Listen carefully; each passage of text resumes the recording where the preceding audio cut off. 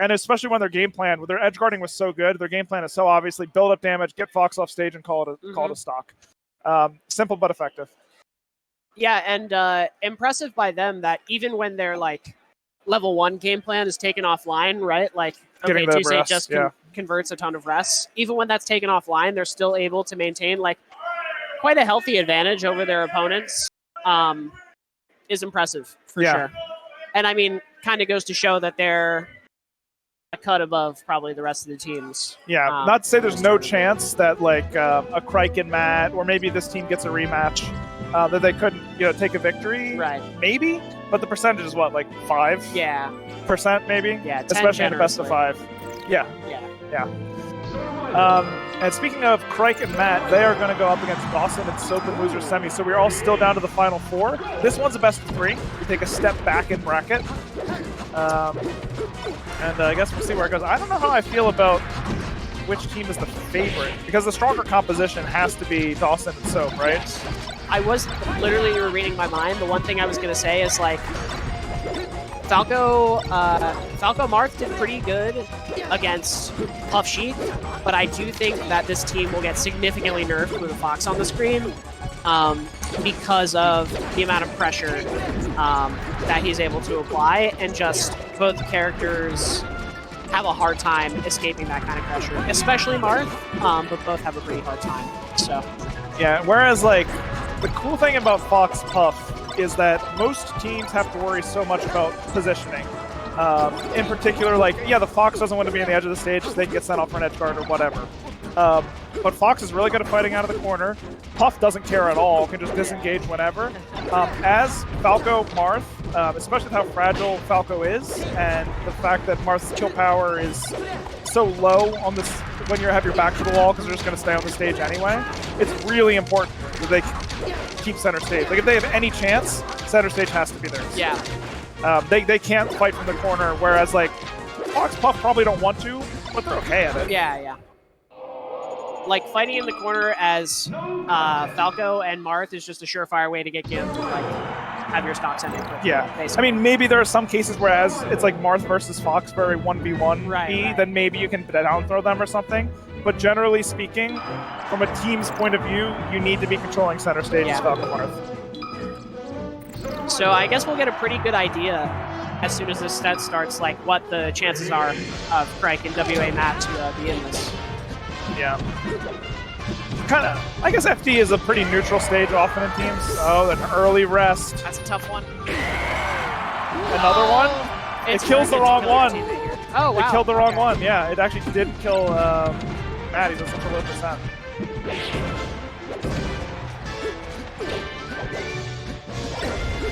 Actually, really nice target switch by Khryke right there. Yeah, crucial target switch. Khryke has the team stuff down. We were saying we hadn't really seen Khryke in teams earlier on, but it looks like quite a bit of familiarity. Yeah.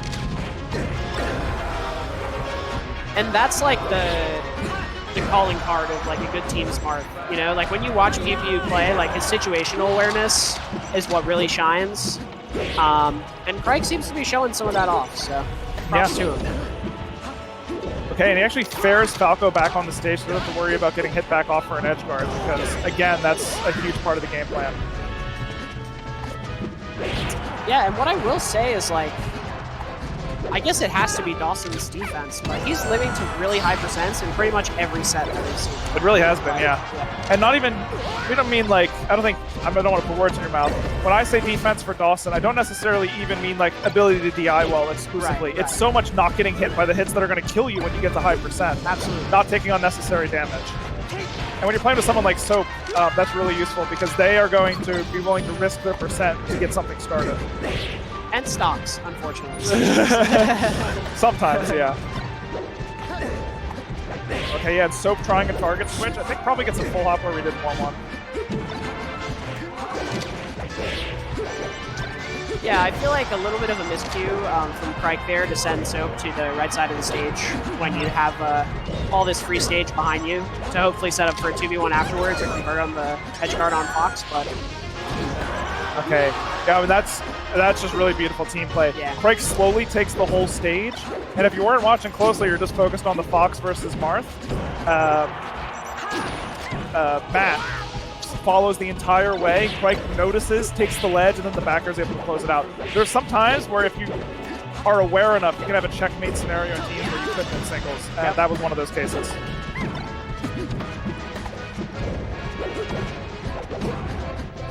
Especially when you grab the ledge sometimes in singles, right? Like, that unlocks a lot of those high recoveries that lets the opponent come back to stage. Like, having a teammate there just totally cuts off all those angles, basically.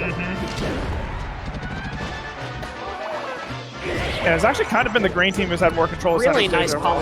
Yeah, really. That was like an expert pummel. This looks like it's going to be a singles edge guard for a second. Not quite able to close it out. Guesses wrong on the ledge. That doesn't really lead to anything else, though. Up smash closes out. Matt's stock. Green team with a big lead. 3 stocks to 1. Yeah, nice forward smash. Just everything covered there. Yep, and there were actually a lot of teams earlier on who they would grab the ledge and then they would just sort of like hit them with another weak aerial back off stage and have to rinse and repeat. If they're at high percent like that, hit them with a smash attack. Yeah. The set's over. Like, the game's over. Like, yeah, they both work, but if you give yourself more iterations, it's a higher opportunity you're going to mess up, right? Sure. Yeah. Efficiency is one of the most important metrics in Melee, period, right? Yeah. Like, that is what made Armada so freaking good. It's like he just didn't give himself the opportunity to mess up because he was so efficient with It's funny you say that, as my Fox style, even before Armada started playing, used some of the same things. I remember watching to try to learn things from Armada's Fox, and he was wave shining a Peach. It's like, why do the wave shines look so slow? And then I realized, like, first off, if you do it at the same speed every time, they have a higher chance to smash the eye. Right. And secondly, you're less likely to mess up, and they're still a hit stun anyway. So why rush it? Like, you might as well slow down a little bit. Sometimes in teams that's not the case. You need to be fast. It depends. But yeah, that efficiency is so important. Like, sometimes doing the easier thing is just better. And there's a lot of, like, early on in every fighting game, the easy characters that are also good are the top tiers. Yeah. Right? Like, even in Melee, Sheik was top tier because it's good. And at that point, not anymore. At that point, was an easy character to play. That's what makes Wobbling Icy so potent, right? Yeah. It's like they're literally the most efficient character in terms of converting into their kill setup. Yeah. All right, so we did get a quick pickup start of the game from Dawson with a tech chase rest. Yeah, it's actually the blue team with maybe a narrow advantage, I guess. It's kind of tied. Yeah. It's kind of tied, honestly. It's kind of hard to judge who's in the lead in teams. And people are always talking about that, but it really is just so true. Yeah. Here, I think it depends how long Mark holds on to their stock for. It actually feels like, to me, blue team's had a hard time in this Battlefield game of keeping that stage control, which we mentioned is so important. Just he downers both of them by accident. Oh, that's just a tough one. Like, Khryke actually made the right call. It's just his teammate happened to be there in that moment, you know? Yeah, you really couldn't have predicted that one. Oh, okay. A little bit of a mess up from Dawson there, trying to sing and grab the ledge. Yeah, ends up on the stage, right? And when you're singing on the stage, you're a sit and duck. It's a fighting game. You shouldn't be singing. It's not a rhythm game. Yeah. Okay. Yeah, you know, Green Team does have a lot of those other little things, those little nuances down. Like, Soap gets hit, rolls towards his teammate away so that Dawson can immediately engage and keep all that space. And in a matchup like this, we already mentioned why that's so important. Yeah. Yeah, I mean, they've just been teaming together for a while, so it's good to see. They have those little things worked out, Yeah. which is important. It would kind of be sad if they didn't. I'll put it that way, with how many tournaments they've teamed together. Yeah, I guess that's true. Well, there's some things like that where, like, the Fox will still get up in place, and then, I don't know. I can see that being one of the things that's missed. Yeah. But yeah, it really is like every time they know which way to roll, all those little nuances. Oh, a nice turnaround up tilt, like, right. Yeah, it's a little delay. It's almost like a frame trap in a way.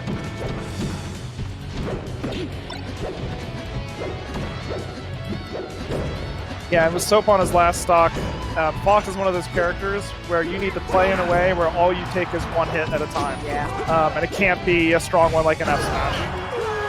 Yep, and he knows when to engage. Yeah. That's exactly right. Now they have the advantage. That's actually brilliantly played by the green team. Yeah, it felt like Dawson's control over the top platform, and like Khryke was just playing a little bit too patiently, like throwing out a bunch of space forward airs, just kind of gave the green team the opportunity to capitalize on the advantage they had. Oh, okay. You were mentioning about NorCal 3s when you played Marth, it felt almost impossible. This is one of those cases where I guess it's a little bit better because they're both at higher percent, but still really hard. Yeah. Marth's a very committed man, right? So if you use one move, if you hit someone, it's just likely the other person's going to hurt you. Yeah. Just the lack of active frames on his moves just make it so tough. And for how quick they are, it's relatively high recovery even on some of them. Oh. Okay, up tilt does it. I would say a narrow lead, but he's off stage. Position counts for so much. Wait, he's back. Oh, no! He gets hit. Khryke, no. No, and he misses the ledge dash. Oh, it was such a good performance in the team's tournament overall for Khryke and Matt. Yeah. And I guess it's going to end a little bit early in loser semis. I'm sure they were hoping for more. Yeah, I mean, it definitely looked like fairly competitive, that set. Like, I don't think the score reflected what actually went on between the two teams. You know.